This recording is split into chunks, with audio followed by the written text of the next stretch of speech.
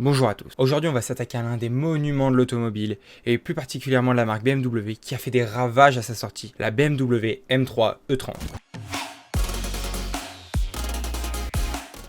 Bon, déjà la M3 E30 c'est quoi? C'est le must-have du Youngtimer, un 4 cylindres en ligne de 2,5 litres de cylindrée qui nous sort 200 chevaux dans sa première version et 238 chevaux dans sa version Sport Evolution. Elle a été vendue à plus de 18 000 exemplaires dans le monde et aujourd'hui l'une des voitures les plus recherchées de la marque BMW. BMW nous sort en 1985 la 325i, avec ses 170 chevaux sous le capot, la série 3 la plus puissante jamais construite, mais sans réelle modification par rapport à la 316i qui est elle sortie en 82. Voulant absolument revenir sur le devant de la scène automobile et surtout en championnat, BMW se dit que sa série 3 est une très bonne voiture à mettre sur course. Du coup c'est ce qu'ils ont fait, ils ont pris une BMW série 3 qu'ils ont musclée, ils l'ont rendue plus agressive, plus grosse, plus puissante pour la mettre sur piste. Ils en ont fait 5000 exemplaires afin de passer les inscriptions en groupe A. Et c'est parti, la M3 est inscrite en groupe A. La même année, du côté de chez Mercedes, ils nous sortent la 190e 2 litres 3.16, une évolution de la 190e, qui est le modèle phare de chez Mercedes à l'époque. C'est quoi vos petits bolides là? C'est des Mercedes. Oh là là, ils font des voitures aussi. Ce véhicule un peu modifié a été mis sur un circuit ovale pendant plus de 8 jours avec une vitesse moyenne de 240 km/h et une vitesse de pointe arrivant à 260 km/h, ce qui en faisait un réel concurrent de taille face à la série 3. Et c'est là où BMW s'est dit qu'il fallait vraiment qu'il réagisse. Elle a d'abord été dévoilée au Salon de Francfort puis commercialisée un an après en 1986. La M3 E30 était enfin annoncée et enfin en catalogue de chez BMW. Sur cette M3 qui est la première mise au catalogue de chez BMW, on y retrouve tout ce qu'on avait dans une 325i mais en mieux. Elle est plus agressive, plus large, plus musclée, avec un spoiler avant et arrière pour l'aérodynamisme et surtout pour lui donner un look tuning incroyable. Elles étaient toutes assemblées à Munich puis envoyées directement au département sport de chez BMW, Motorsport. Lorsque Motorsport récupère les véhicules, ils l'améliorent au maximum. Ils améliorent le châssis, ils améliorent la tenue de route, ils augmentent l'aérodynamisme, ils mettent même un moteur qui vient directement de la BMW M1, un monument de la fin des années 70. Cette voiture sortait de l'usine avec une vraie âme du sport automobile. Elle avait tout ce qu'il fallait, tout ce que BMW et Motorsport étaient capables de faire de mieux à l'époque. Une berline confortable, 4 places, aussi puissante sur circuit que sur la route au quotidien, pouvant emmener les enfants à l'école et le week-end s'éclater sur les petites routes de campagne. À l'intérieur, on retrouve toute la sobriété que les séries 3 avaient à l'époque. Des couleurs gris et noires, quelques logos M par-ci par-là, mais pas trop de fioritures. Et puis de toute façon, nous, tout ce qu'on voulait, c'était enfoncer la pédale de l'accélérateur sans se poser de questions si on appuie sur tel bouton, où est la climatisation, comment on règle le tactile, etc. Ce qu'on voulait, c'était juste conduire et prendre du plaisir au volant. Je vous en ai parlé précédemment, maintenant parlons de ce beau moteur qui équipe cette M3 E30. C'est un 4 cylindres de 2,5 litres de cylindrée avec 16 soupapes, dérivé directement du bloc M88 de la M1, qui a ensuite équipé la M635 CSI et la M528. Sur cette version dérivée, on a pu retrouver beaucoup de pièces utilisées dans le sport automobile, permettant de maximiser la puissance, prendre plus de 7300 tours minute. L'objectif de BMW en raccourcissant le bloc était de gagner du poids, gagner de la puissance au régime et créer une sonorité juste divine.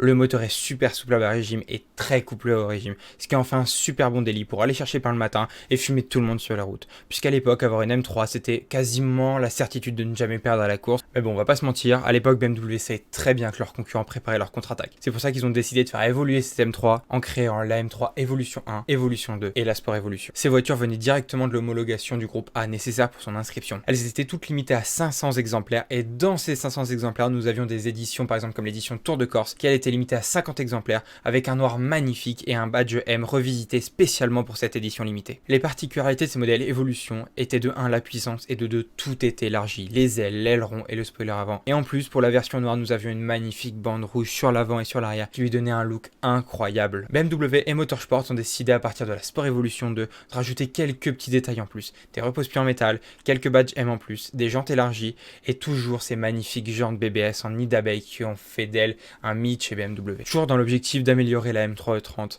beaucoup de pièces du moteur ont été revues. Ils ont changé l'arbre à cam, le volant moteur, les pistons et plein d'autres pièces dans ce moteur pour atteindre la puissance de 238 chevaux pour la Sport Evolution et gagner quelques centièmes au 0 à 100. Je vous rappelle que l'objectif principal de la création de la M3 c'était de l'inscrire dans le groupe A et c'est totalement ce qu'ils ont fait. Ils ont créé la M3 DTM qui fait plus de 300 chevaux. Un bruit à t'en péter les oreilles.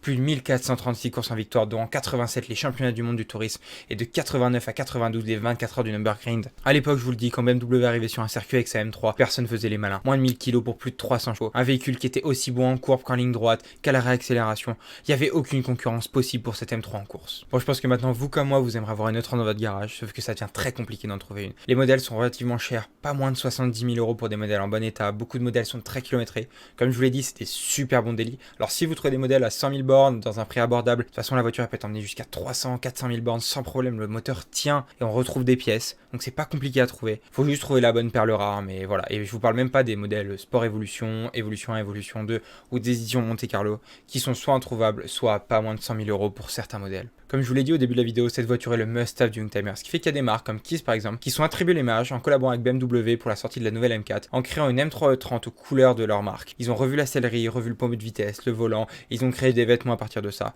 On a eu une combinaison de pilote, des t-shirts comme par exemple celui que je porte ici, on a eu des gourdes, des gants, des coussins et plein d'autres articles qui découlent de cette collaboration.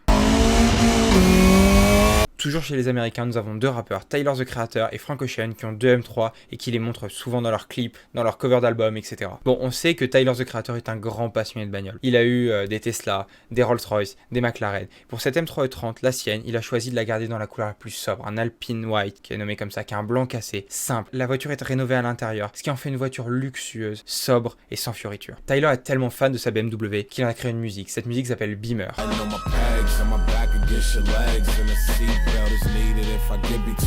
Ce nom Beamer ou Beamer en anglais vient des années 30 où les coureurs de moto BMW étaient appelés comme ça pour se différencier des pilotes anglo-saxons. C'est après la presse américaine qui a repris ce surnom dans les gros titres de presse spécialisés dans les années 70. Contrairement à Tyler, la M3 de Frank Ocean n'est pas du tout sobre. Elle est orange pétant et on peut le voir sur la mixtape Nostalgia Ultra dont elle fait la couverture. Sa voiture est totalement modifiée, elle est rabaissée, les joints ont été modifiés, on retrouve dessous un moteur de la M3 E36 turbo compressé, lui sortant une puissance phénoménale. Ouais, merci à vous d'être resté jusqu'au bout en tout cas, j'espère que ce format histoire vous aura plu. Je pense que j'en referai d'autres dans la sneakers ou dans l'automobile. Je vais voir à peu près les thèmes qui me plaisent, mais en tout cas j'ai pris énormément de plaisir à faire cet épisode, en espérant un jour pouvoir vous faire l'essai en réel de cette voiture, car j'en rêve d'en conduire une dans ma vie. Pensez à vous abonner, lâcher un like, c'est vraiment la récompense, et puis à bientôt.